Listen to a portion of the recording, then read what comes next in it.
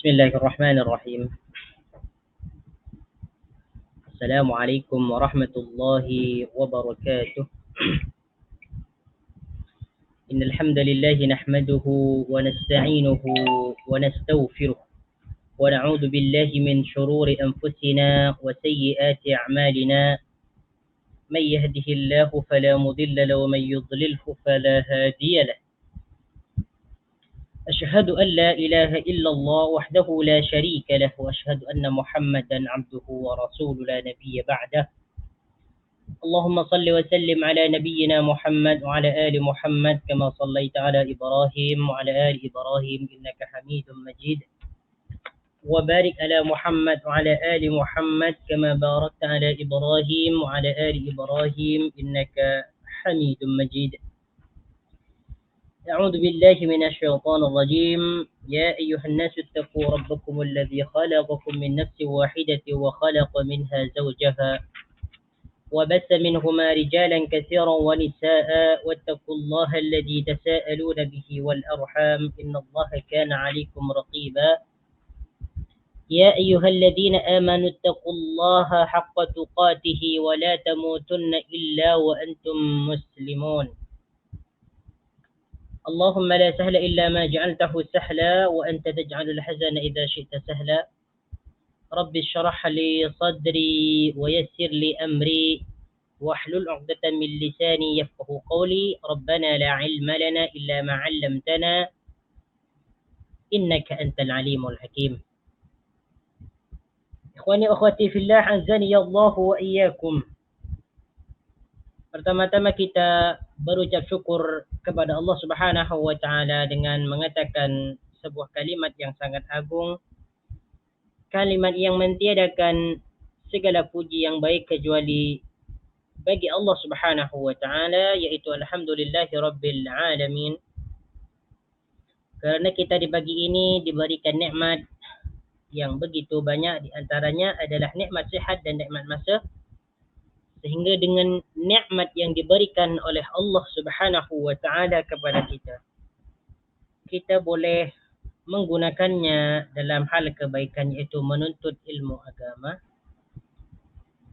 mengingati pelajaran-pelajaran yang telah kita pelajari dahulu. Baik, tuan-tuan puan-puan yang dirahmati oleh Allah Subhanahu wa taala, insya-Allah taala pada pagi ini kita akan sambung pelajaran kita mengerti Al-Quran, surah Al-Adiyat. Surah Al-Adiyat, bagi yang mempunyai buku silahkan buka muka surat yang ke-43. Buku kita muka surat 43. Adapun yang ingin menggunakan Al-Quran, silahkan buka muka surat yang ke-599. Surah Al-Adiyat. Apa makna Al-Adiyat? Al-Adiyat adalah kuda perang. Kuda perang, Al-Adiyat. Silahkan itu dibagi catatan, dibagi nota. Surah Al-Adiyat itu adalah makna dia adalah kuda perang, Al-Adiyat. Ini jamak kepada perkataan Adiyatun. Jamak dia Adiyatun, kuda-kuda perang.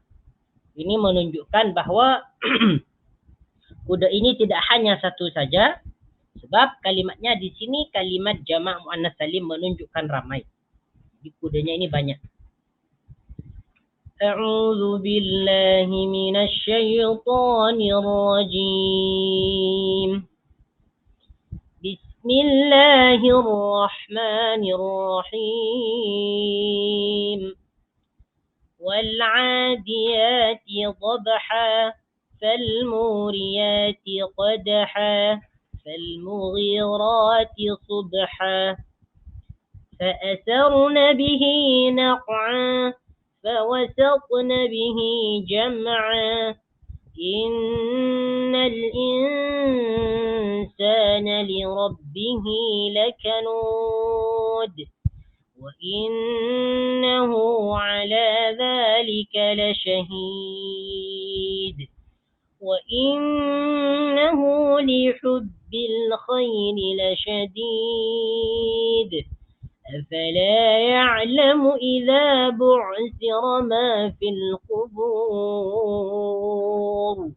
وحصل ما في الصدور إن ربهم بهم يومئذ لخبير. Ayat yang pertama, wal adiyati dhabha.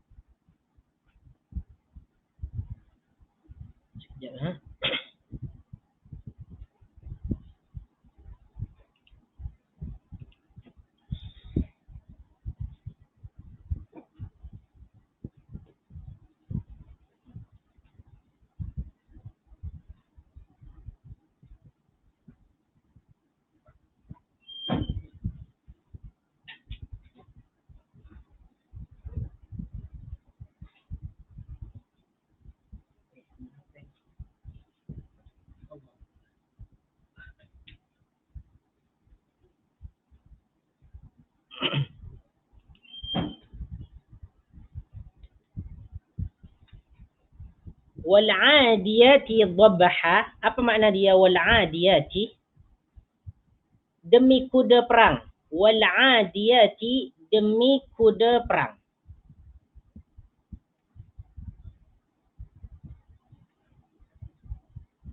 Wa di sini adalah waw qasam yang bermakna sumpah. Wal adiyati demi kuda perang.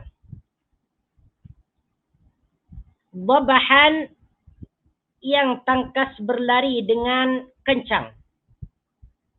Wal adiyati demi kuda perang.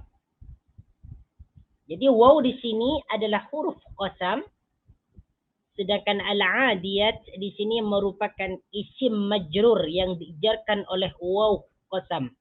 Waw qasam ini merupakan bagian daripada huruf jar.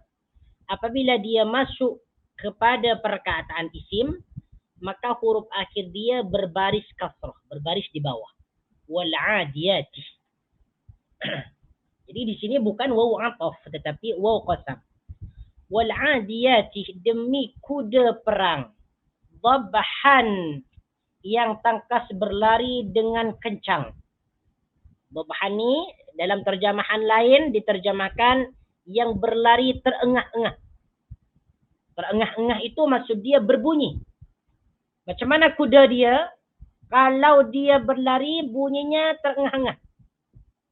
Dari saking cepatnya dia berlari. Dari saking lajunya dia berlari, dia berbunyi. Terengah-engah.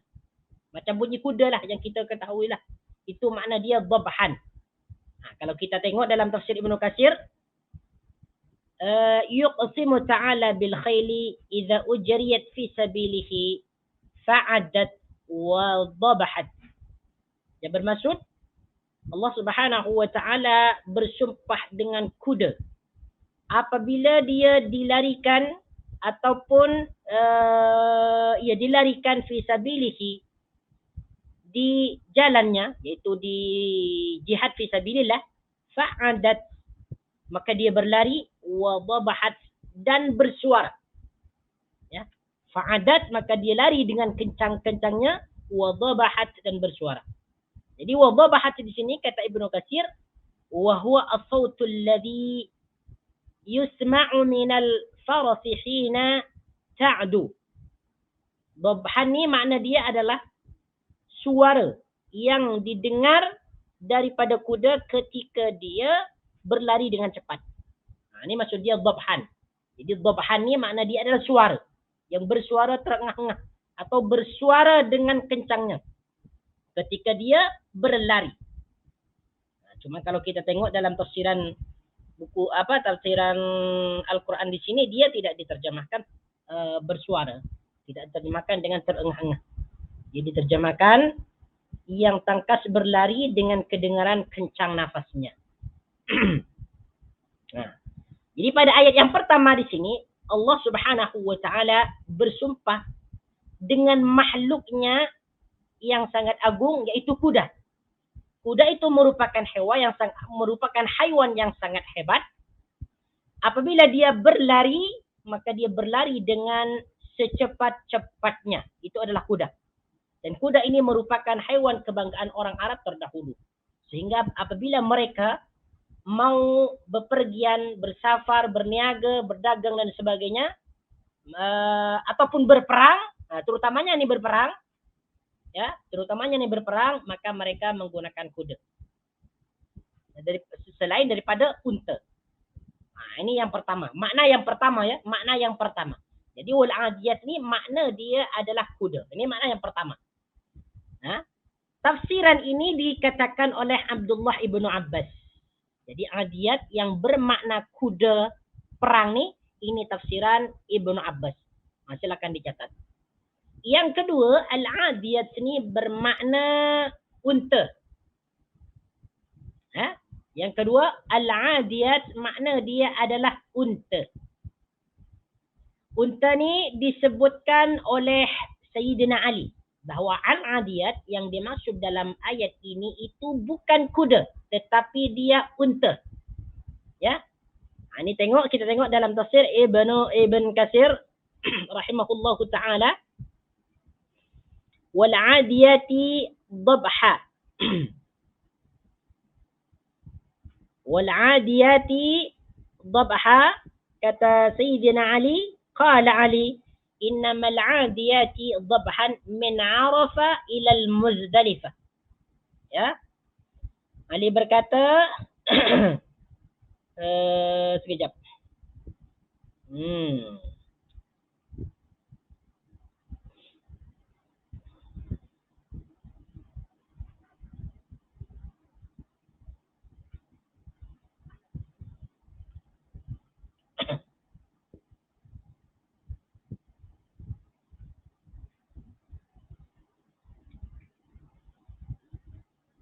Baik.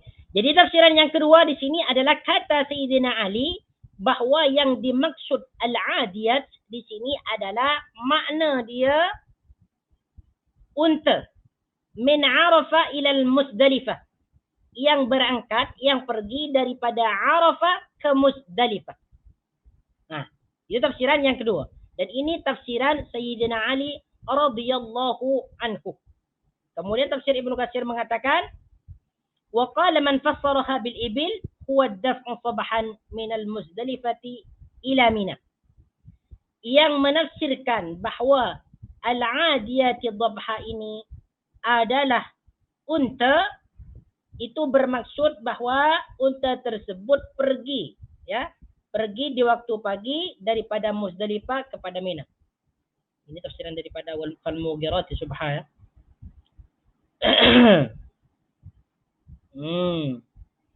وقد قال بقول علي إنك الإبل جماعة. وقد قال بقول علي إنك الإبل جماعة منكم إبراهيم وعبيد بن عمير وبقول Ibn Abbas akharun. Jadi ada yang mengatakan bahawa yang dimaksud al-adiyat ini adalah rombongan unta. Ya, rombongan unta. Dan yang mengatakan tafsiran ini diantaranya adalah Ibrahim, Ubaid bin Umair dan selainnya. Sedangkan yang lain mengatakan bahawa al-adiyat ini adalah kuda perang. Ya, adalah kuda perang. Jadi pada ayat yang pertama ni, di sini Allah Subhanahu wa taala bersumpah dengan kuda perang ataupun unta. Tapi kaul yang lebih kuat itu bermakna kuda perang. Sebab sifat-sifatnya di sini disebutkan seperti berlari kencang, ya, kemudian memercikkan api daripada kakinya, kemudian dia menyerang di waktu pagi, sebagaimana yang disebutkan pada ayat yang sesudahnya. Kemudian ayat yang kedua, falmuriyati qadha. Falmuriyati qadha, dan kuda yang memercikkan bunga api. Falmuriyati, dan kuda yang memercikkan api qadhan dengan pukulan kuku kakinya. Ya. Falmuriyatih, demi kuda yang memercikkan api. Jadi yang kedua ni, makna falmuriyat dia masih lagi bermakna kuda. Ini merupakan bentuk jamak daripada muriyatun. Kemudian setelah dirubah kepada jamak muannas salim menjadi falmuriyati, demi kuda-kuda yang memercikkan bunga api qadhan dengan pukulan kuku kakinya ataupun daripada pukulan kuku kakinya. Baik. Maknanya pada ayat yang kedua ini sudah jelas. Kata Ibnu Makassir, falmuriyati qadha yakni istikaku ni'alika lis-sakhri fatakdahu minhun naru, yaitu sentuhan, ya, sentuhan kaki kuda itu dengan batu, maka dia menghasilkan percikan api. Jadi apabila kuda yang berperang itu sudah berlari dengan kencang, maka apabila kaki itu tersentuhkan dengan bebatuan, maka dia akan memercikan api dari saking cepatnya. Dari saking cepatnya dan dari saking tangkasnya kuda tersebut ketika berperang di jalan Allah Subhanahu wa taala. Ya. Ini sifat kuda yang kedua. Kemudian yang ketiga, falmughirati subha. Falmughirati ini maknanya tetap kuda. Falmughirati, dan demi kuda yang menyerang secara tiba-tiba subhan di waktu pagi. Falmughirati, demi kuda yang menyerang secara tiba-tiba subhan di waktu pagi. Al-mughirat, ayat yang ketiga ini maknanya kuda. Sama. Yang pertama al-adiyat, makna dia kuda. Yang kedua al-muriyat, juga maknanya kuda. Yang ketiga al-mughirat, ini juga maknanya kuda.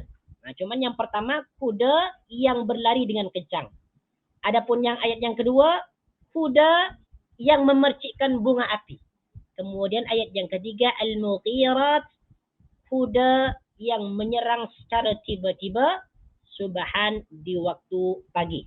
Ini kalau kita nak ikutkan tafsir Abdullah ibn Abbas. Kalau kita ikutkan tafsir Sayyidina Ali, al-muriyat ini adalah unta. Ya, al-muriyat ini adalah unta. Al-mughirat juga bermakna unta. Ini kalau kita nak ikutkan tafsir Sayyidina Ali radhiyallahu anhu. Baik.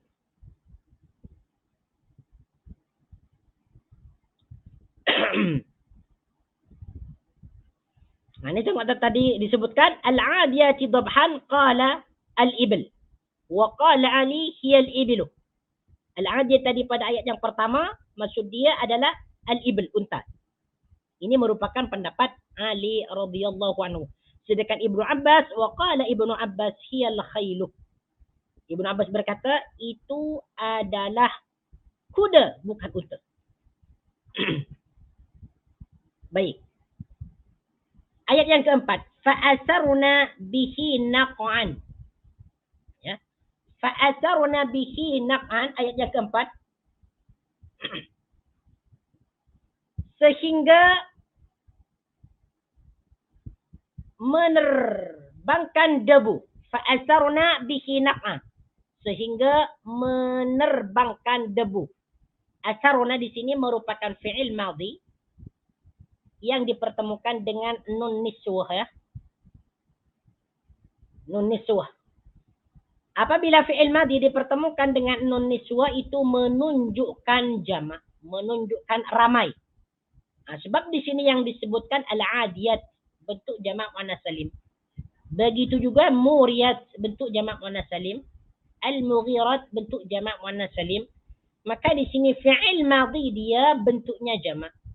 Sebab asar di sini menunjukkan kepada al-adiyat, menerbangkan debu.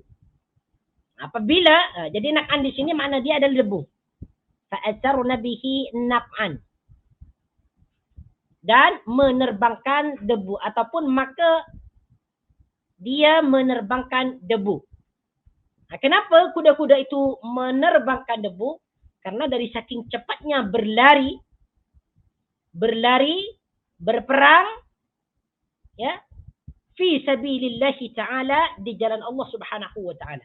Jadi kuda-kuda yang dipakai oleh para sahabat ketika mereka berperang itu larinya dengan kencang, dengan suara terengah-engah, kemudian dia menerbangkan debu dari saking cepatnya berlari. Nah, ini merupakan sifat kuda yang digunakan oleh kaum muslimin ketika berperang melawan orang kafir. Nah, kemudian ayat yang kelima, jadi asarna di sini makna dia menerbangkan. Nah, jadi pada perkataan asarna ni dia mengikut wazan fa'alna. Fa'alna. Daripada perkataan asarah. Ya. Asarah. Asarat, asarata, asarna. Kemudian pada ayat yang kelima, fawasatna bihi jam'a. Jadi dalam tafsir Ibnu Katsir ni fa'asarna bihi naq'a. Huwa al-makan alladhi idza hallat fihi asarat bihi al-ghubar. Yaitu tempat yang apabila kuda itu berlari di tempat itu maka dia akan menerbangkan debu-debu. Imma fi hajjin atau ghazwin. Sama ada dia pada waktu haji ataupun pada waktu perang. Nah. Kemudian pada ayat berikutnya fawasatna bihi jam'a. Apa makna dia? Lalu menyerbu ke tengah-tengah kumpulan musuh. Fawasatna bihi jam'a, lalu dia menyerbu ataupun menyerang. Wasatna. Ini penjelasan wasatna sama dengan asarna. Wasatna merupakan fi'il madhi yang dipertemukan dengan nun niswah. Ya, nun niswah, nun yang menunjukkan perempuan ramai. Fawasatna maka ataupun lalu menyerang kumpulan-kumpulan musuh. Nah, jam'an ni makna dia adalah kumpulan. Ya, jam'an ni makna dia kumpulan. Ataupun kumpulan ramai.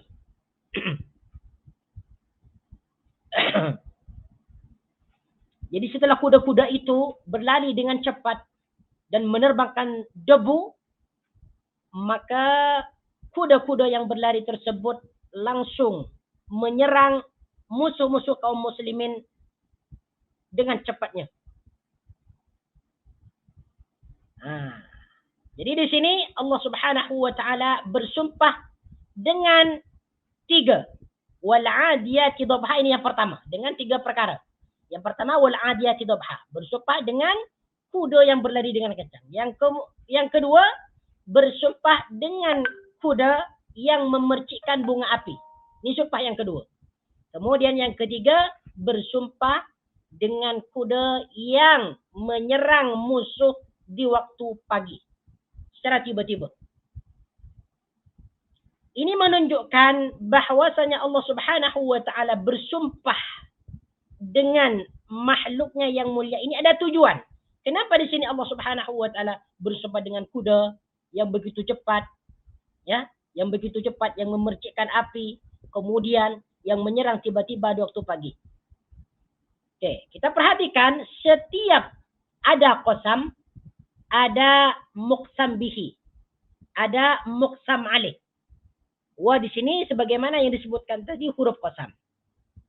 Sedangkan al-adiyat ni disebut muqsam bihi, yang menjadi sumpah. Ini disebut muqsam bihi, yang menjadi sumpah al-adiyat. Kemudian ada muqsam alaih. Ada muqsam alaih, yaitu tujuan sumpah itu. Nah, di mana muqsam alaih? Muqsam alaihnya ada pada perkataan innal insana li rabbih lakanud. Ini tujuan Allah Subhanahu wa taala bersumpah. Nak jelaskan suatu perkara yang sangat penting. Sehingga Allah Subhanahu wa taala memulakan dengan sumpah-sumpah makhluknya yang begitu agung. Ini tujuan sumpah Allah Subhanahu wa taala. Innal insana li rabbih lakanud. Apa maksud dia? Innal insana, sesungguhnya manusia, inna di sini merupakan huruf taukid, ya, yang berfungsi untuk menguatkan, menegaskan suatu pernyataan. Innal insana, sesungguhnya manusia, li rabbih lakanud. Sesungguhnya manusia itu lakanudun, sangat ingkar kepada Tuhannya. Ya. Innal insana, sesungguhnya manusia itu li rabbihi lakanudun, sangat ingkar li rabbihi, kepada Tuhannya. Kanudun di sini ay kafurun, disebutkan dalam tafsir Ibn Katsir rahimahullahu taala, qala al-kafur alladhi ya'kulu wahdahu wa yadribu 'abdahu wa yamna'u rifdahu. Kanut ni makna dia adalah kufur. Kufur. Apa yang dimaksud kufur? Kufur di sini adalah ingkar, tidak mau bersyukur, tidak mau membagi rezekinya atau hartanya kepada orang lain. Sehingga Imam Ibnu Katsir mengatakan, qala al-kufuru alladhi ya'kulu wahdahu. Yang dimaksud kanut di sini adalah ingkar. Ingkar yang dia hanya makan untuk dirinya sendiri, wa yadribu 'abdahu, dan memukul hamba sahayanya, wa yamna'u ribdahu, dan dia tidak mau membagi hartanya ataupun rezekinya. Ini yang dimaksud al-kanut, yaitu ingkar. Ingkar yang dimaksud di sini adalah kufur terhadap nikmat-nikmat yang diberikan oleh Allah Subhanahu wa taala, sehingga dengan nikmat itu dia hanya ingin menikmatinya sendiri, dia tidak mau membagi kepada orang lain. Ini yang dimaksud innal insana li rabbih lakanud, pada perkataan kanudun. Kalau kita tinjau dari segi kalimat innal insana li rabbih lakanud, kalimat ini sangat kuat. Kenapa kalimat ini sangat kuat? Susunan ayat ini sangat kuat. Karena pada ayat ini sebuah perkataan al-insan dimulakan dengan perkataan inna. Kemudian pada perkataan lakanut, lam di sini disebutkan lam ibtida ataupun lam muzahliqah yang berfungsi untuk taukid. Jadi taukidnya di sini ada dua. Pada perkataan inna dan juga lam. Kedua-duanya ini sama-sama bermakna taukid. Jadi innal insana li rabbihi lakanut, bahwa manusia, ini semua manusia nih yang ada di muka bumi itu sangat ingkar terhadap nikmat-nikmat Allah Subhanahu wa taala. Tidak mau bersyukur, hanya mengumpulkan nikmat-nikmat ataupun kekayaan untuk diri mereka sendiri, untuk kepentingan diri mereka sendiri, tidak mau membagikannya kepada fakir miskin.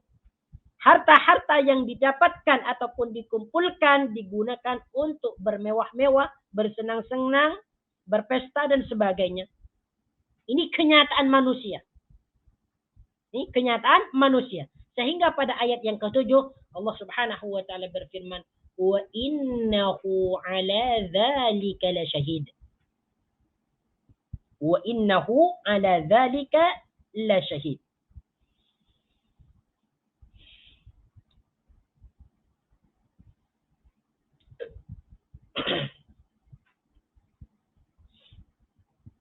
Nah, tadi yang saya baca tu al-kafurul ladzi ya'kulu wahdahu wa yadribu 'abdahu wa yamna'u rifdahu. Ini merupakan hadis, tetapi hadis ini adalah matruk. Hadis ini isnadnya dhaif. Ini bukan perkataan Ibnu Katsir ya, tetapi perkataan baginda Nabi sallallahu alaihi wasallam, cuman darjat daripada hadis ini adalah matruk.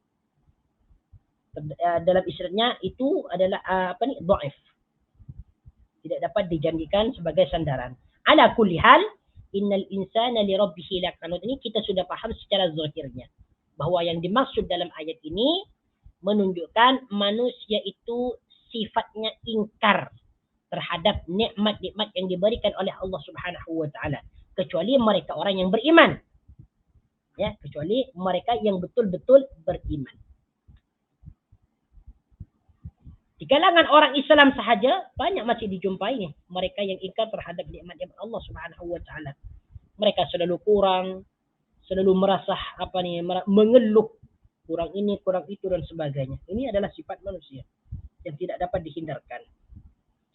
Pada ayat berikutnya, pada ayat yang ke-7, wa innahu ala dzalika lasyahid. Wa innahu. Perkataan innahu ni dia ada dua tafsiran. Inna di sini adalah huruf taukid, sedangkan hu di sini merupakan isim dhamir, kata ganti. Kata ganti yang terdapat dalam perkataan innahu ni ada dua tafsiran.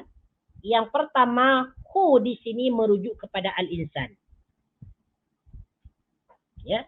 Jadi hu yang isim dhamir yang terdapat dalam perkataan innahu, dia merujuk kepada al-insan. Ini tafsiran yang pertama. Silakan dikasih nota ataupun catatan di bawah tu, bahwa innahu ni dia rujukannya ada dua. Yang pertama, dia merujuk kepada al-insan. Wa innahu, sesungguhnya manusia itu ala zalika la syahidun, menyaksikan ataupun mengakui, ala zalika, atas keingkaran itu. Tengok ni. Yang kedua ni, kalimat yang kedua ini pun juga sangat kuat. Pada ayat yang ke-7 ni, Allah Subhanahu wa taala memulakan ayatnya dengan innahu. Huruf taukid, menegaskan, menguatkan. Ya. Pada khabarnya, pada kalimat yang berkedudukan sebagai khabar, di sini ada lam ibtida ataupun lam muzahliqah yang juga berfungsi sebagai taukid. Wa innahu ala dzalika lasyahid, sesungguhnya dia manusia menyaksikan, betul-betul menyaksikan ataupun mengakui, ala dzalika, atas keingkaran itu. Ala dzalika, dzalika ini merupakan isim isyarah, kata tunjuk. Kata tunjuk ini menunjukkan kepada kanudun. Ala dzalika, atas keingkaran itu. Ini tafsiran yang pertama. Jadi innahu ni dia merujuk kepada perkataan al-insan.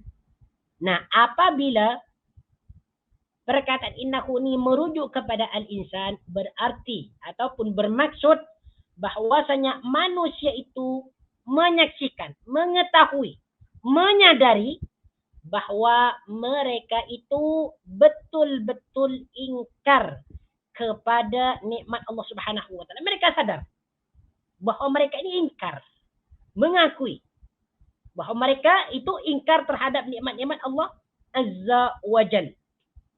Ini tengok dalam tafsir Ibnu Katsir, ya. Wa inna Allah ala dzalika la syahid wa yahtamilu an ya'ud ad-dhamir 'ala al-insan. Ya. Dhamir yang terdapat dalam wa innahu ni, ya, boleh dimaksudkan merujuk kepada al-insan. Qalahu Muhammad bin Ka'b al-Quradi. Seperti yang dikatakan oleh Muhammad bin Ka'b al-Quradi. Wa yakunu takdiruhu, maka takdirannya wa innal insana ala qawnihi kunudan la syahidun.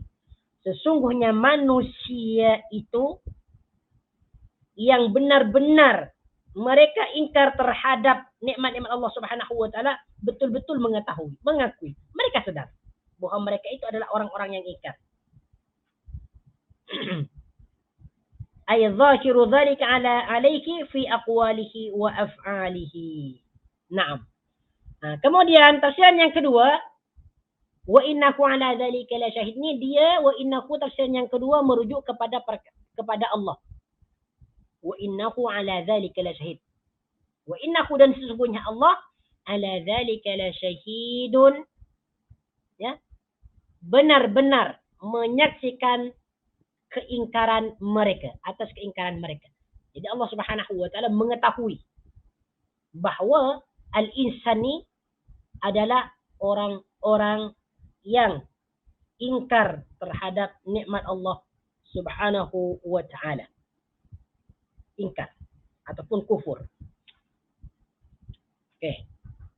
Kemudian pada ayat yang ke-8. وإنه لحب الخير لشديد. وإنه لحب الخير لشديد. Dan sesungguhnya, wa innahu, dan sesungguhnya, lihubbil khairi lasyadid, kecintaannya kepada dunia, lasyadidun, berlebih-lebihan, benar-benar berlebih-lebihan. Wa innahu, dan sesungguhnya, hu di sini merujuk kepada al-insan. Lihubbil khairi, kecintaannya kepada dunia. Al-khair ini makna dia adalah dunia. Al-khairi makna dia adalah dunia, ai dunia. Sebab dunia menurut pandangan mereka itu adalah kebaikan. Mempunyai harta, kendaraan, ya, peternakan, kemudian haiwan peliharaan dan sebagainya. Kekayaan itu merupakan kebaikan menurut mereka. Wa innahu lihubbil khairi, wa innahu, dan sesungguhnya, lihubbil khairi, kecintaannya kepada dunia, lasyadidun, betul-betul ataupun benar-benar berlebihan. La di sini, tengok ni. Pada ayat yang ke-8 ini merupakan ungkapan yang sangat kuat, yang sangat tegas, karena perkataan ini diawali oleh innah. Dan khabar dia ada lam ibtida ataupun lam muzahliqah yang berfungsi sebagai penguat ataupun taukid. Kita tengok dalam tafsir Ibnu Katsir apa yang dimaksud wa innahu lihubbil khairi lasyadid. Ay wa innahu lihubbil khairi wa huwal malu lasyadidun. Masya-Allah. Jadi pada tafsiran Ibnu Katsir di sini adalah al-khair adalah al-mal, harta. Harta. Siapa yang tidak cinta harta? Semua cinta harta. Ini adalah sifat manusia yang sentiasa mengumpulkan, mencari harta. Wa innahu lihubbil khairi lasyadidun. Wa fihi madhhabani. Dalam tafsiran wa innahu lihubbil khairi lasyadid ni dia ada dua madhab. Tapi yang jelas tadi kata Ibnu Katsir bahwa yang dimaksud lihubbil khairi ini makna dia adalah cintakan harta. Berlebih-lebihan memang. Sehingga meninggalkan solat, lupa melaksanakan solat. Ya, lupa sembahyang. Lupa semuanya, lupa kewajiban. Wa fihi madhhabani, dalam ayat itu terdapat dua tafsiran. Ahaduhuma, yang pertama, annal ma'na wa innahu la syadidul mahabbati lil mali. Makna yang pertama bahwa mereka itu sangat ataupun melampau dalam mencintai harta. Ini yang tafsiran yang pertama. Jadi manusia itu kecintaannya terhadap harta berlebih-lebihan dan melampau. Itu makna ataupun maksud yang pertama pada perkataan innahu lihubbil khairi lasyadid. Wasani, yang kedua, wa innahu laharisun bakhilun. Ini yang kedua. Bahwasanya yang dimaksud pada perkataan ini manusia itu begitu rakusnya mengumpulkan harta, bukan hanya rakus, bakhilun, lagi kedekut, pelit, bakhil. Kalau sudah mempunyai harta banyak, dia semakin pelit. Semakin pelit.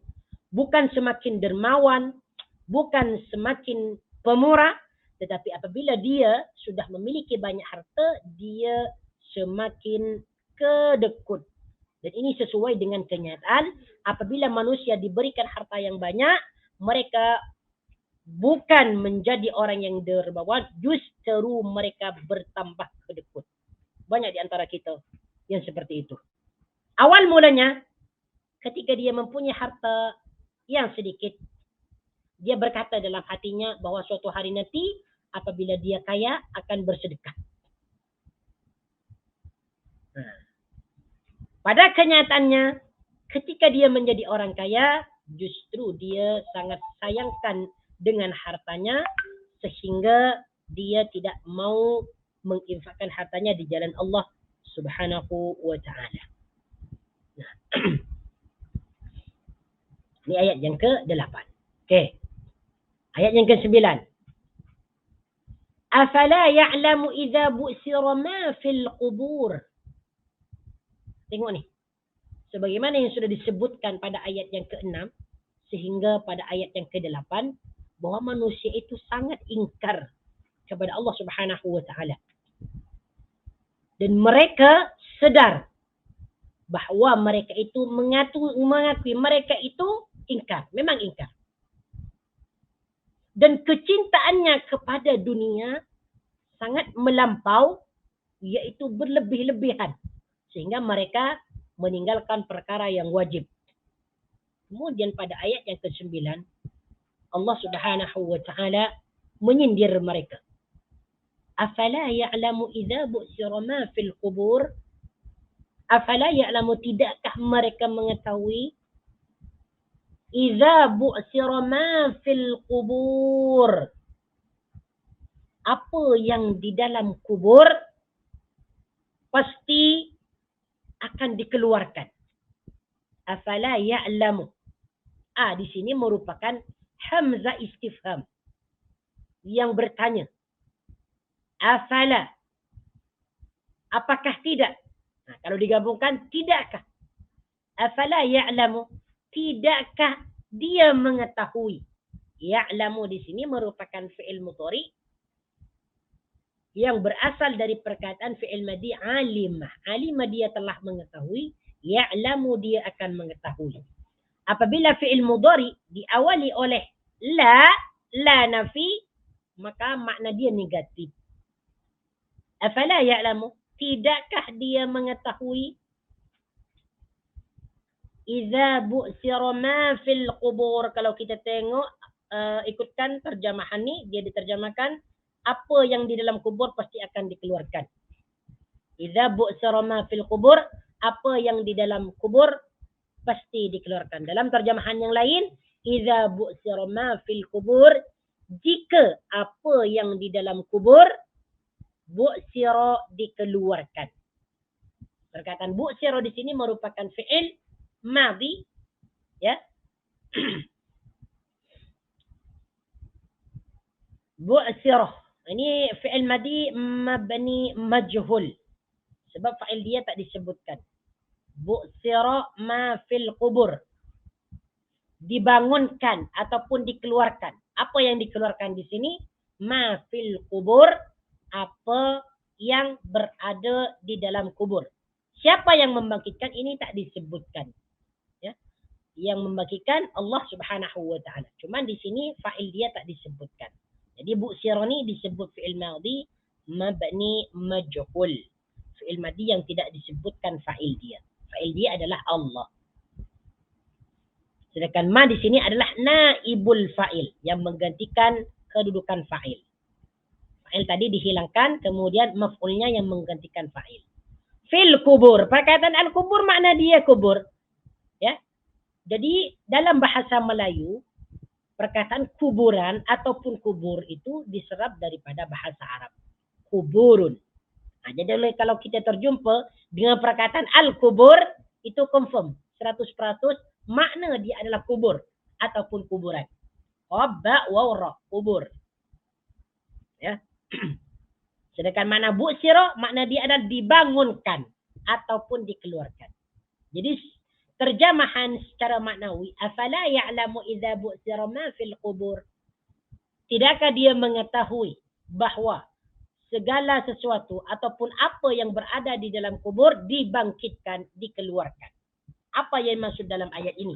Mari kita tengok dalam tafsir Ibnu Katsir rahimahullahu taala, ay akhraja ma fika minal amwat, ataupun ukhrija ma fika minal amwat, yaitu maksud ayat ini adalah, ya, yaitu ukhrija ma fiha ataupun akhraja ma fika minal amwat, itu orang-orang mati, penghuni-penghuni kuburan itu dikeluarkan daripada kubur.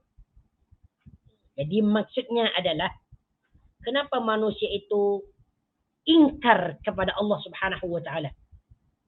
Kenapa mereka itu begitu mencintai harta dunia sehingga mereka melupakan segala sesuatu yang diwajibkan oleh Allah Subhanahu wa taala. Kenapa mereka demikian? Kenapa mereka demikian? Afala ya'lamu idza bu'sira ma fil qubur? Tidakkah mereka menyadari, tidakkah mereka mengetahui bahwa pada suatu saat nanti mereka akan dibangkitkan kembali daripada kuburnya untuk dimintai pertanggungjawaban terhadap apa yang mereka lakukan ketika mereka hidup di dunia dahulu. Kenapa mereka ingkar? Akan ditanya nanti setelah mereka dibangunkan. Kenapa mereka sangat rakus kepada dunia sehingga melupakan perkara-perkara yang wajib? Akan ditanyakan nanti setelah mereka dibangunkan daripada kuburnya. Makanya di sini Allah menyatakan kepada mereka, afala ya'lamu idza bu'thira ma fil qubur? Tidakkah itu mereka mengetahui, menyadari bahwa mereka betul-betul akan dibangkitkan nanti. Semuanya akan disoal. Hartanya didapatkan dengan cara apa? Digunakan untuk apa? Akan ditanya nanti, kenapa kamu tidak mensyukuri nikmatku? Akan ditanya semuanya.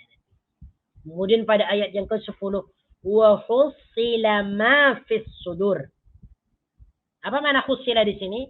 Hussila di sini disebutkan dalam tafsir Ibnu Katsir, qala Ibnu Abbas wa ghairuhu, ya'ni ubriza wa udhhira ma kanu yusirruna fi anfusihim. Hussila ni makna dia didedahkan, dinampakkan. Kalau kita tengok dalam terjemahan, yes, didedahkan di sini, didedahkan. Hussila ni makna dia didedahkan ataupun dinampakkan. Wa hussila ma fis sudur, dan apa yang tersimpan dalam dada, hussila, didedahkan, dinampakkan, dizahirkan. Wa hussila ma fis sudur, dan apa yang tersimpan di dalam dada ataupun hati, sama ada daripada perkataan ataupun perbuatan, hussila, akan didedahkan. Hussila di sini merupakan fi'il madhi yang mengikut wazan fa'alah. Fa'alah ataupun fu'ilah. Hassala mengikut wazan fa'alah, hussila mengikut wazan fu'ilah. Ma, kedudukan dia menjadi naibul fa'il. Siapa yang mendedahkan? Ini tak disebutkan. Makanya di sini hussila disebut fi'il madhi mabni majhul. Sama penjelasan dia dengan bu'thira. Mabni majhul ataupun maf'ul. Kenapa disebut mabni majhul? Sebab fa'il dia tidak disebutkan. Di sini maknanya hussila, didedahkan. Siapa yang mendedahkan? Tak disebutkan di sini. Cuman yang disebutkan yang didedahkan, yaitu apa yang ada di dalam hati. Maka hussila di sini disebut fi'il madhi mabni majhul, yaitu fi'il madhi yang tidak disebutkan fa'ilnya. Adapun ma di sini kedudukan dia menjadi naibul fa'il, pengganti fa'il yang tidak disebutkan. Asal dia hassalallahu ma fis sudur. Asal dia hassalallahu ma fis sudur. Allah mendedahkan apa-apa yang berada ataupun tersimpan di dalam dada-dada, dada manusia. As-sudur jamak kepada sadrun. Sadrun, dada. Jamak dia sudurun, dada-dada. Kadang sudur ni dimaknai hati. Hati-hati. Baik. Wa hussila ma fis sudur. Baik.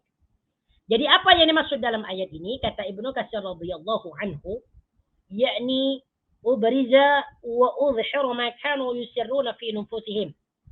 Apa yang mereka simpan dalam diri mereka, termasuk perbuatan ke, perkataan ke, maka semuanya didedahkan oleh Allah Subhanahu wa taala.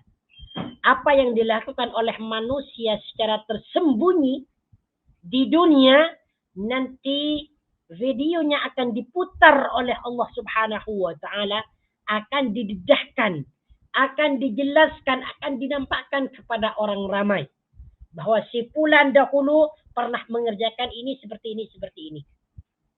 Bahwa si fulan dahulu pernah mencuri, pernah berzina, pernah minum arak, pernah sedekah, pernah sholat, riya dan sebagainya. Jadi semua perbuatan yang baik ataupun yang buruk semuanya akan didedahkan nanti di yaumil qiyamah. Apapun yang disimpan oleh manusia akan didedahkan oleh Allah Subhanahu wa taala nanti di yaumil qiyamah. Nah, kemudian pada ayat yang ke-11, inna rabbahum bihim yawma idzil la khabir. Inna rabbahum, sesungguhnya Tuhan mereka, yawma idzil la khabir. Yawma idin, pada hari itu. Pada hari itu, inna rabbahum, sesungguhnya Tuhan mereka. Mereka yang dimaksud ni siapa? Al-insan, manusia. Ya. Bihim, yauma idin, ketika itu. Ketika itu ni yang dimaksud apa? Ataupun hari itu ni, yauma idin ni makna dia adalah hari itu. Ataupun ketika itu. Yang dimaksud hari itu apa? Yaitu hari dibangunkan ataupun dikeluarkan penghuni-penghuni kuburan daripada kuburan mereka. La khabirun, yaitu maha teliti terhadap keadaan mereka. La khabirun, maha teliti ataupun mengetahui luar dalam terhadap keadaan mereka. Nah, di sini perkataan khabirun salah satu daripada asmaul husna, nama-nama Allah yang baik. Nah, mari kita tengok dalam tafsir Ibnu Katsir ni. Apa yang dimaksud inna rabbakum bihim yauma idzil khabir? Sesungguhnya Tuhan mereka pada hari itu sangat teliti terhadap apa yang dilakukan ataupun keadaan mereka. Anda tengok tafsir Ibnu Katsir, la'alimun bi jami'i ma kanu yasna'una wa ya'malun. Allah Subhanahu wa taala mengetahui apa yang mereka buat, apa yang mereka lakukan dahulu ketika mereka hidup di dunia. Mujazihim alaihi awfarul jaza. Allah akan memberikan balasan yang sempurna kepada mereka, wala yuzlimu mithqala dzarratin, dan Allah tidak akan pernah menzalimi balasan itu walaupun seberat biji zarrah. Semuanya akan diberikan balasan seadil-adilnya mengikut ketentuan ataupun keadilan Allah Subhanahu wa taala. Yang baik akan dibalas baik, yang buruk akan dibalas buruk. Ini sudah kita habis dah. Ya, wal adiyati dhabha fal mughriyat. Jadi kesimpulan dia bahawa pada ayat ini, pada surah ini Allah Subhanahu wa taala menjelaskan tentang keadaan manusia. Ini boleh dicatat ya. Jadi pada surah ini Allah Subhanahu wa taala menjelaskan tentang keadaan manusia yang begitu ingkar terhadap nikmat-nikmat yang diberikan oleh Allah Subhanahu wa taala, tidak mau membagikan kepada orang lain. Mereka hanya mempergunakannya untuk diri mereka sendiri. Itu yang pertama. Yang kedua, ini menjelaskan tentang kerakusan dan kecintaan manusia terhadap harta, terhadap dunia secara berlebih-lebihan. Dan kemudian Allah Subhanahu wa taala menjelaskan yang ketiga, Allah Subhanahu wa taala menjelaskan tentang ancaman, ya, tentang ancaman-ancaman yang akan diberikan kepada mereka nanti di yaumil qiyamah. Dan di sini Allah Subhanahu wa taala di dalam menjelaskan perkara-perkara ini, Allah memulakan dengan sumpah yang paling agung. Allah bersumpah dengan makhluknya, yaitu kuda-kuda yang berlari kencang, kuda-kuda yang memercikkan api ketika berlari, kemudian kuda-kuda yang menyerang secara tiba-tiba di waktu pagi, kemudian kuda-kuda yang menyerang, ya, dengan cepatnya menyerang musuh. Jadi ayat ini menjelaskan tentang perkara itu. Dan saya lupa nak katakan tadi, al-adiyat ni dia apa ni? Terdapat perbezaan di antara kalangan ulama. Al-adiyat ada yang mengatakan bahawa surah ini adalah al-makkiyah, surah makkiyah. Ada juga yang mengatakan al-adiyat ini adalah surah surah madaniyah. Jadi ada perbezaan lah di antara ulama tentang nama surah ini. Ya, ada yang mengatakan Makkiyah, ada yang mengatakan Madaniyah. Sebagian daripada mereka merujihkan bahwa Adiyat adalah surah Madaniyah. Dan sebagiannya juga ada yang merujihkan bahwa Adiyat adalah surah Makkiyah. Baik. Sekarang kita pergi kepada surah Al-Qari'ah. Masya Allah.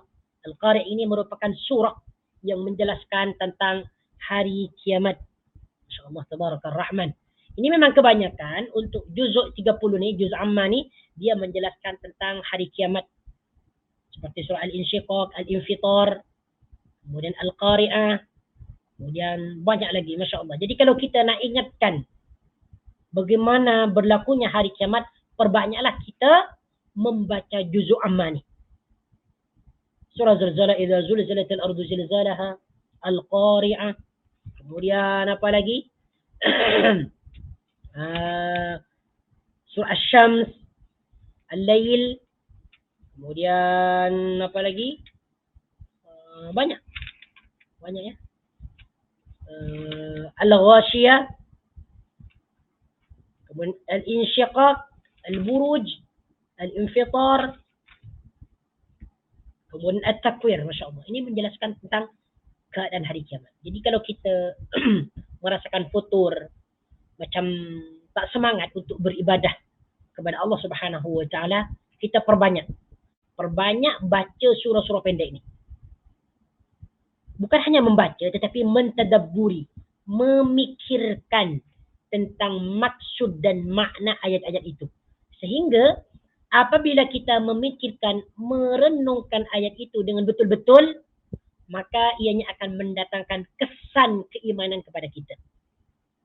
Kita akan merasa takut bahawa semua apa yang kita miliki ini akan hancur dan ia tidak akan berlaku selama-lamanya. Ia akan hancur sementara saja. Apa yang kita bawa nanti ke alam kubur, ke alam akhirat adalah amal, bukan harta yang kita kumpulkan. Harta yang kita kumpulkan sekali-kali tidak dapat memberikan manfaat kepada kita. Harta yang kita kumpulkan akan menjadi warisan, diperebutkan oleh anak-anak kita. Sedangkan kita yang mengumpulkan, ketika itu kita berada di dalam kubur, merasa menyesal. Karena dahulu ketika kita hidup di dunia, tidak menginfakkan di jalan Allah Subhanahu wa taala. Bayangkan, kalau kita mempunyai harta, diinfakkan di jalan Allah Subhanahu wa taala, dibuat wakaf, disedekahkan, kemudian dijadikan sebagai infak untuk anak tahfidz dan sebagainya, kita akan merasakan kenikmatan itu di dalam kubur. Begitu juga ataupun apatah lagi ketika di akhirat. Nah, kalau kita tidak diinfakkan harta yang kita miliki, dia akan hanya menjadi rebutan warisan. Maka ini kita ingatlah, bagi yang mempunyai harta banyak, ini ingat untuk akhirat. Sebab kata Allah, "Innama amwalukum wa auladukum fitnah." Harta kamu, anak-anak kamu itu adalah ujian, fitnah. Jadi terpulanglah kepada kita ni, bagaimana cara menggunakan harta itu. Okey, sekarang kita pergi kepada surah Al-Qari'ah. Surah Al-Qari'ah terdiri daripada 11 ayat, dan surah ini adalah surah Al-Makkiyah. Surah ini menjelaskan tentang kejadian atau berlakunya hari kiamat. Macam mana keadaan manusia ketika berlakunya hari kiamat. A'udzu billahi minasy syaithanir rajim. Bismillahirrahmanirrahim. Al-Qari'ah. Mal Qari'ah. Wa ma adraka mal Qari'ah. يوم يكون الناس كالفراش المبثوث وتكون الجبال كالإهن المنفوش فأما من ثقلت موازينه فهو في عيشة راضية وأما من خفت موازينه فأمه هاوية وما أدراك ما هي نار حامية. Ayat yang pertama Al-Qari'ah, hari kiamat. Jadi mana Al-Qari'ah ni? Makna dia adalah hari kiamat.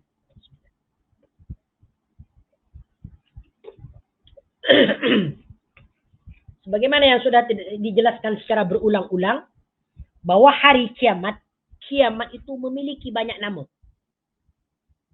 Di antaranya adalah At-Tammah. At-Tammatul Kubra.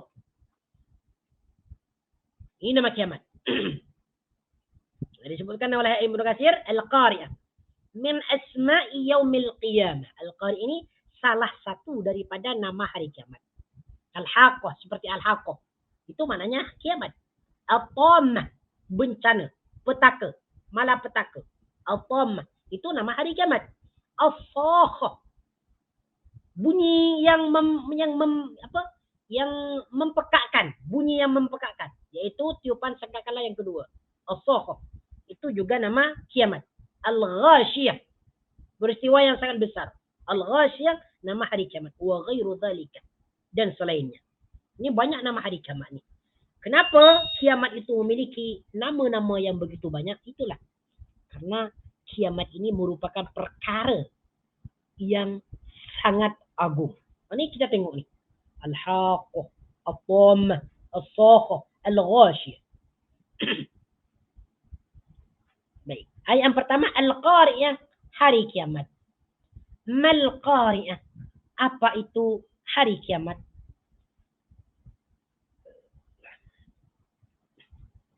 Nah, jadi inilah. Jadi kalau ada orang yang bertanya, apakah hari kiamat itu? Jelaskan. Nah, dalam ayat ini. Al-Qari'ah. Ini Allah Subhanahu wa taala sudah menjelaskan. Al-Qari'ah, ini ya kalimat yang pertama, hari kiamat. Mal Qari'ah, apakah hari kiamat itu? Wa ma adraka mal Qari'ah, dan tahukah kamu wahai Muhammad, mal Qari'atu, apa hari kiamat itu? Nah, tengok nih. Dua kalimat pertanyaan ini diulangi oleh Allah Subhanahu wa taala dua kali. Yang pertama, mal Qari'ah, apakah hari kiamat itu? Allah tidak akan mengulangi suatu pernyataannya, melainkan pernyataan itu mempunyai maksud yang sangat agung. Maksud yang sangat hebat. Sehingga di sini perkataan Al-Qari'ah diulangi ini 3 kali ini. Pertama, Allah menyatakan Al-Qari'ah, hari kiamat. Ini untuk mengingatkan kepada kita nih, agar kita jangan lengah, agar kita jangan lalai daripada perintah Allah Azza wa Jal. Al-Qari'ah, kiamat. Mal Qari'ah, apa itu hari kiamat? Wa ma adraka mal Qari'ah, tahukah kamu mal Qari'ah, apakah hari kiamat? Ini diulangi 3 kali ini. Tidakkah kita mau sadar bahwa hari kiamat itu betul-betul akan berlaku di hadapan kita sekejap lagi. Sekejap lagi. Kemudian pada ayat yang keempat, yauma yakunun nasu kal farashil mabzus. Inilah jawaban pertanyaan Allah. Tahukah kamu wahai Muhammad apa yang dimaksud kiamat itu? Nah, jawabannya ada pada ayat yang keempat nih. Yauma yakunun nasu kal farashil mabzus. Hari kiamat itu adalah yauma yakunun nasu. Pada hari itu an-nasu, manusia, kal farashil mabsus, seperti anai-anai yang berterbangan. Al-faras ni makna dia adalah anai-anai. Kalau kita ikutkan dalam terjemahan, dia disebutkan kelekatu. Itu kelekatu yang bersayap. Nah, kalau anai-anai tidak bersayap. Nah, tapi kalau kelekatu dia bersayap. Nah, Anda tengok dalam berbagai kamus, al-faras ini makna dia adalah anai-anai. Al-faras. Jadi yauma yakunun nasuh, pada hari itu an-nasu, manusia, kal-farashi, seperti kelekatu ataupun anai-anai, al-mabsus, yang berterbangan. La haula wala quwwata illa billah. Nah, kalau kita tengok movie, Tengok movie kan? Di situ ada gambar hari kiamat. Ada salah satu movie ya, yang menggambarkan tentang kejadian hari kiamat. Kita tengoklah movie itu. Di mana ketika air laut tumpah ya, ataupun terjadi gelombang, maka manusia itu Masya Allah, macam aneh-aneh lah. Kemungkinan macam tu. Mungkin lebih dahsyat lagi ya, keadaan manusia nanti di hari kiamat. Lebih dahsyat lagi daripada itu. Kalfarashil mabsus. Jadi faras ni makna dia adalah anai-anai al-mabsusi yang berterbangan. Ka di sini merupakan huruf jar yang bermakna seperti. Ini litashbih.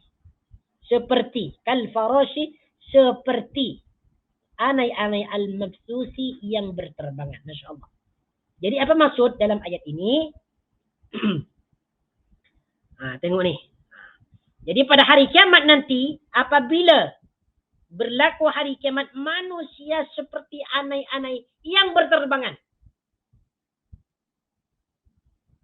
Hancur semua. Kata Ibnu Katsir rahimahullahu ta'ala dalam tafsirnya, ay fintisharihim wa tafarruqihim, yaitu mereka menyebar kemana-mana, mereka berpecah kemana-mana, wa dhihabihim wa maji'ihim, dan pergi kemana-mana, min hayratihim mimma hum fihi ka'annahum farashun mabsusun, disebabkan oleh kebingungan mereka tentang hari kiamat itu. Jadi mereka pada waktu itu dalam keadaan bingung. Pergi kemana-mana, bertebaran.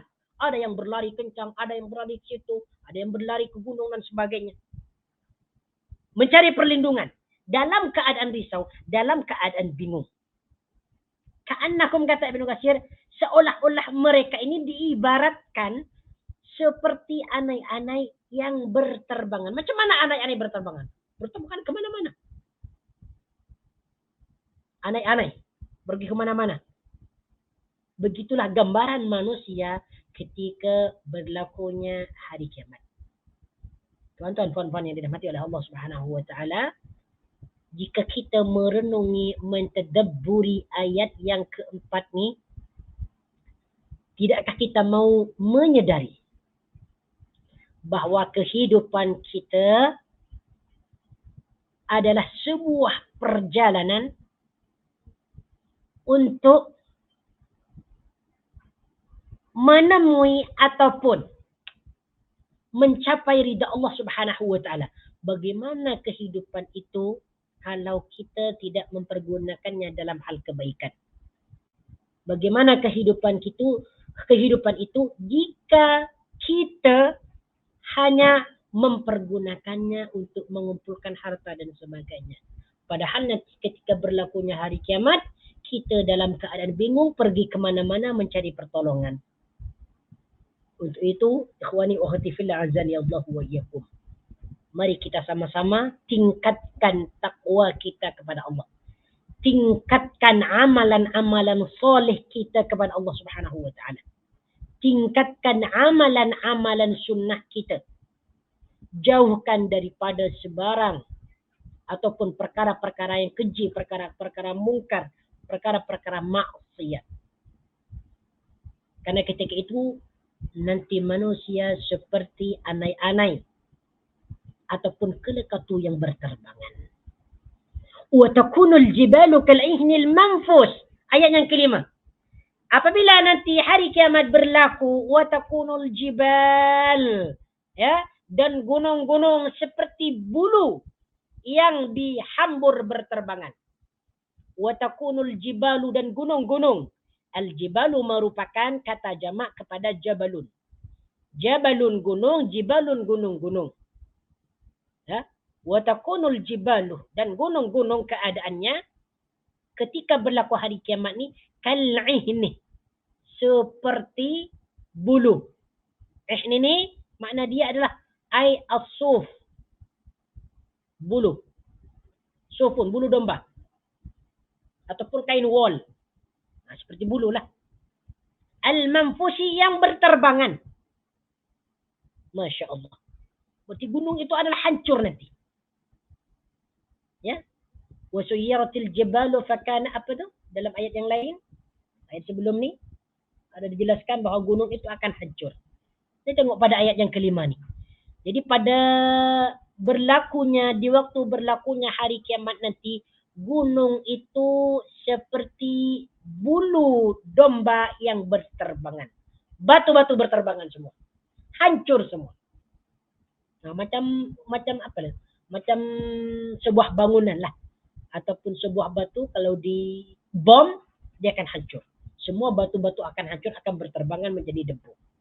Itulah gambaran nanti hari kiamat. Mari kita tengok dalam tafsir Ibnu Katsir apa yang dimaksud wa takunul jibalu kal ahnil manfush.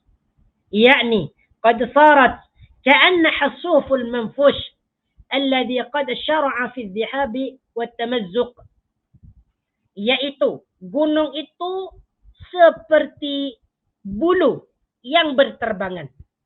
Alladhi qad syara'a fi adh-dhihab wa at-tamazzuq, yang cepat pergi, yang cepat terbelah.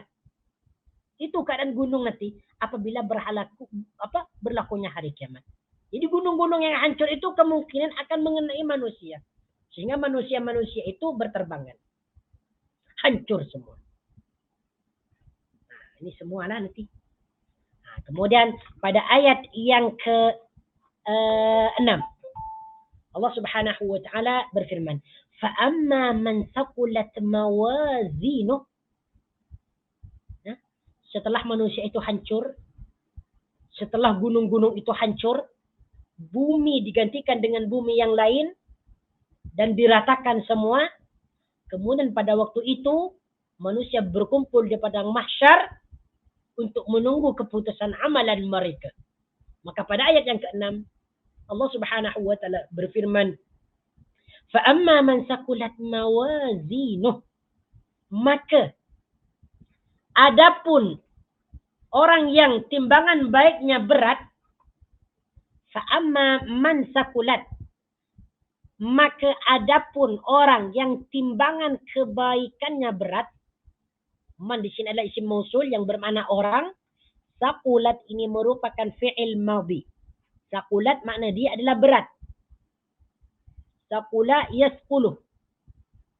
Ya, saqula yasqulu, berat. Sama dengan hasuna yahsunu. Saqula yasqulu. Makna dia adalah berat. Fi'il mudhari' dia yasqulu. Kemudian di sini perkataan saqulat dipertemukan dengan ta'ut ta'nis, dengan tak perempuan. Sebab yang menjadi fa'il dia adalah isim mu'annas, mawazinu. Mawazinu ini disebut isim mu'annas karena dia jamak taksir yang menunjukkan ghairu aqil. Jamak taksir yang menunjukkan benda yang tidak berakal. Fa amma man saqulat mawazinu. Jadi mawazinu ni makna dia adalah timbangan-timbangan. Timbangan-timbangan. Mawazinu timbangan dengan timbangan. Kemudian di sini perkataan mawazinu dimudhafkan kepada isim dhamir hu. Mawazinuhu, timbangan-timbangannya. Hu di sini merujuk kepada man. Timbangan-timbangannya. Fa amma man saqulat mawazinu, terjemahan secara maknawi, maka adapun orang yang timbangan kebaikannya berat, apa balasan dia? Fahuwa fi 'ishatir radiyah, maka dia berada dalam kehidupan yang memuaskan. Fahuwa, maka dia, huwa di sini isim dhamir yang merujuk kepada man. Man saqulat mawazinu. Orang yang timbangan kebaikannya berat. Fahuwa, maka dia fi 'ishatin, berada dalam kehidupan. Isyatin ini makna dia adalah kehidupan. Fi isyatin, di dalam kehidupan. Fi adalah huruf jar yang bermakna di dalam. Isyatin adalah kehidupan. Dan isyatin adalah isim majrur yang diijarkan oleh fi. Fi isyatin, dalam kehidupan. Radiyatin, yang memuaskan. Radiyatin, yang memuaskan. Jadi mana radiyatin di sini adalah memuaskan. Baik. Kita tengok dalam tafsir Ibn Katsir. Saya hanya menggunakan tafsir Ibn Katsir. Apa yang dimaksud dalam ni? Fa'amma man suqalat mawazinu. Ay, rajahat hasanatuhu ala sayyiatihi. Maksudnya, apabila kebaikannya itu mengalahkan keburukannya, kejahatannya, ataupun dosanya. Maksudnya, apabila timbangan nanti di akhirat, kebaikannya lebih berat daripada keburukannya, fahuwa fi isyatir radiyah, ya'ni fil jannah. Dia itu akan berada di dalam surga. Mari kita tengok. Kalau kita tengok timbangan, seperti inilah. Seperti ini. Ini adalah timbangan. Ini adalah kebaikan. Anggaplah ini al-khair, kebaikan. Bukan. Ini adalah asyar atau sayiat. Ini adalah al-khair, kebaikan ataupun amalan soleh. Dan ini adalah as-sayiat, as-sayi'ah. Ya. Jadi kalau ditimbang nanti amalan-amalan manusia setelah ditimbang antara amalan baik dan amalan buruk, apabila amalan baik itu lebih berat, lebih banyak daripada amalan-amalan buruk, maka tentu orang itu akan mendapat jaminan isyatir radiyah. Akan mendapat jaminan hidup yang memuaskan. Apa ini maksud hidup yang memuaskan? Surga. Ini bukan bermakna bahwa orang yang mendapatkan balasan ini bukan tidak mempunyai dosa. Dia tetap mempunyai dosa. Cuman kebaikannya tuh lebih banyak daripada dosanya. Sehingga orang seperti ini akan mendapatkan kehidupan yang memuaskan. Karena setiap kita pasti mempunyai dosa. Tak mungkin di antara kita ada yang tidak mempunyai dosa. Semua manusia. Kullul adamil khata'un. Semua manusia itu, anak Adam pasti mempunyai dosa. Kecuali para nabi yang dimaksum. Kalau kita, pasti ada dosa. Kalau sudah ada dosa, tentu balasannya adalah neraka. Cuma di sini disebutkan, fa'amma man suqulat mawazinu. Apabila nanti, setelah ditimbang ternyata, kebaikannya lebih berat daripada keburukannya, daripada kejahatannya, dia akan berada dalam kehidupan yang memuaskan. Makanya kita ni sentiasa berbuat kebaikan, berbuat amalan soleh, sedekah dan sebagainya. Walaupun kita juga sering berbuat dosa. Sebab kemungkinan nanti dengan rahmat Allah Subhanahu wa taala, dosa itu akan diampuni. Dosa itu akan diampuni. Makanya di sini ayat ini merupakan rahmat bagi kaum muslimin. Kasih sayang Allah kepada orang-orang yang beriman, ya. Walaupun mereka mempunyai dosa, tetapi apabila nanti setelah ditimbang kebaikan dan keburukannya, ternyata kebaikannya lebih berat, maka dia akan tetap dimasukkan ke dalam surga. Wa amma man khaffat mawazinuh. Wa amma man khaffat mawazinuh. Ini kebalikan daripada ayat yang ke-6. Adapun orang yang wa amma man khaffat mawazinuh.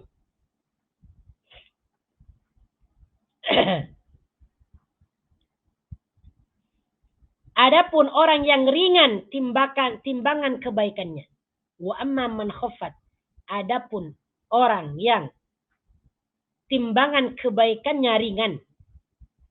Khaffat ni maknanya ringan. Khaffat juga fi'il madhi, khaffah. Ya, mengikut wazan fa'ala. Asal dia khafafah. Karena bertemunya dua huruf dalam satu kalimat, maka huruf yang pertama disukunkan dan diidghamkan ke dalam huruf yang kedua, maka menjadi khaffah. Ini yang dimaksud dengan fi'il mudha'af. Khaffat makna dia adalah ringan. Apa yang ringan? Mawazinuhu, timbangan-timbangannya. Timbangan-timbangan kebaikannya. Fa ummuhu hawiyah. maka tempat kembalinya adalah hawiyah. Wa amma man khaffat, dan adapun orang yang timbangan kebaikannya ringan, nanti setelah ditimbang nanti di akhirat, di yaumil qiyamah, ternyata kebaikannya ringan, maksudnya keburukannya lebih berat daripada kebaikannya. Apa balasan dia? Apa tempat kembali dia? Fa ummuhu hawiyah, maka tempat kembalinya adalah neraka hawiyah. Ummu di sini maknanya adalah tempat kembali. Hawiyatun adalah hawiyah. Hawiyatun adalah hawiyah. Ini disebutkan dalam tafsir Ibnu Katsir, fa ummuhu allati yarji'u ilaiha,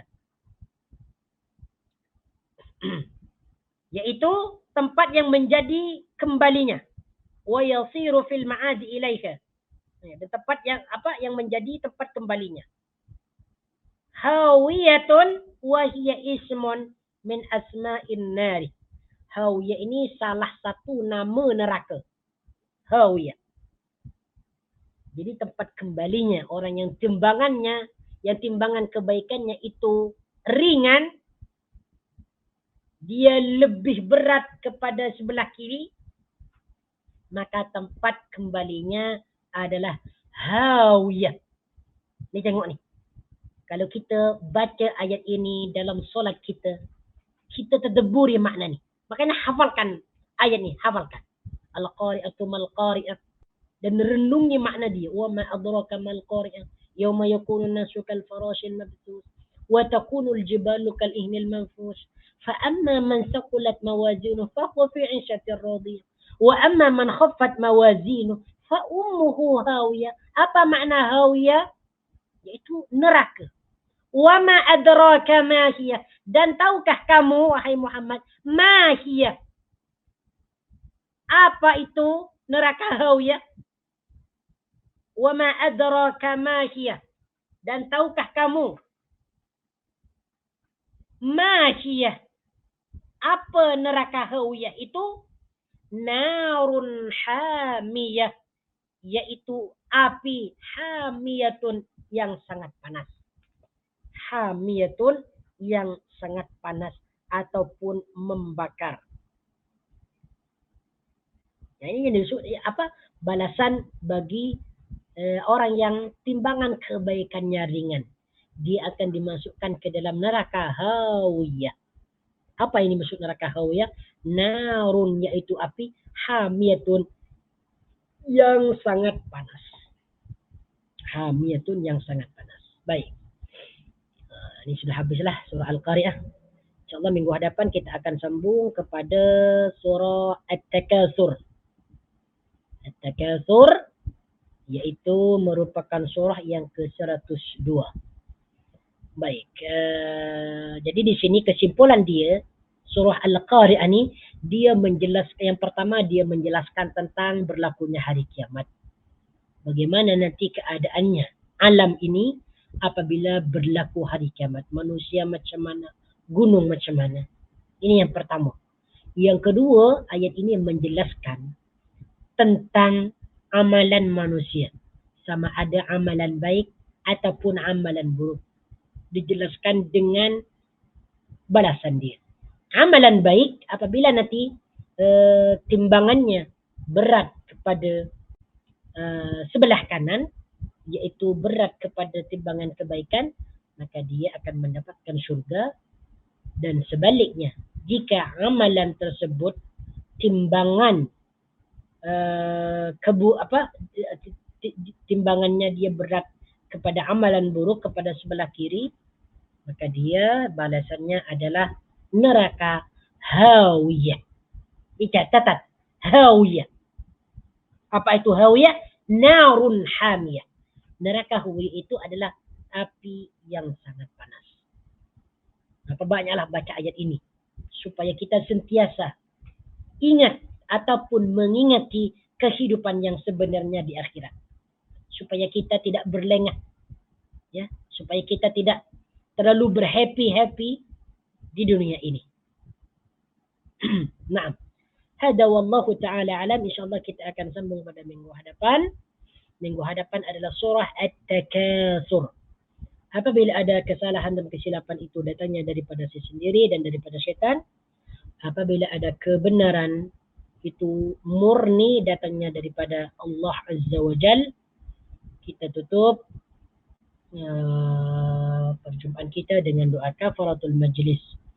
Subhanakallahumma wa bihamdika asyhadu an la ilaha illa anta astaghfiruka وأتوب إليك وصلى الله على سيدنا محمد وعلى آله وصحبه وبارك وسلم تسليما كثيرا والحمد لله رب العالمين. أقول لكم جزاكم الله خيرا بارك الله فيكم. السلام عليكم ورحمة الله وبركاته.